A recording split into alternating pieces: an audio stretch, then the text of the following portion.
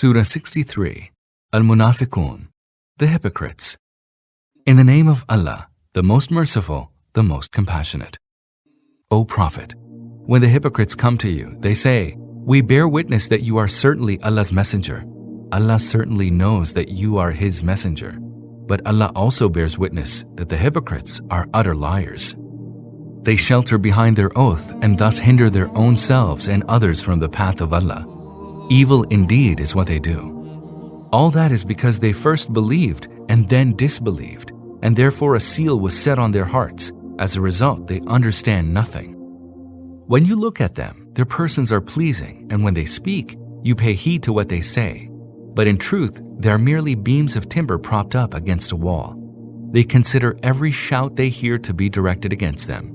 They are your utter enemies. Guard against them. May Allah do away with them.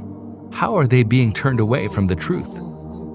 When it is said to them, "Come, Allah's messenger will seek forgiveness for you," they contemptuously shake their heads, and you see them holding back in pride. It is all the same for them whether you ask forgiveness for them or not, for Allah shall never forgive them. Surely, Allah does not direct the transgressing folk to the right way. It is they who say, "Give nothing to those who are with the messenger of Allah, so that they may disperse."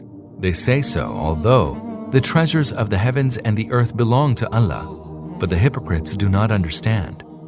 They say, "When we return to Medina, the honorable ones will drive out from it those that are abject." In truth, all honor belongs to Allah and to His messenger and to the believers, but the hypocrites do not know. Believers, let your possessions and your offspring not make you negligent of Allah's remembrance, for whoso does that, they will be the losers.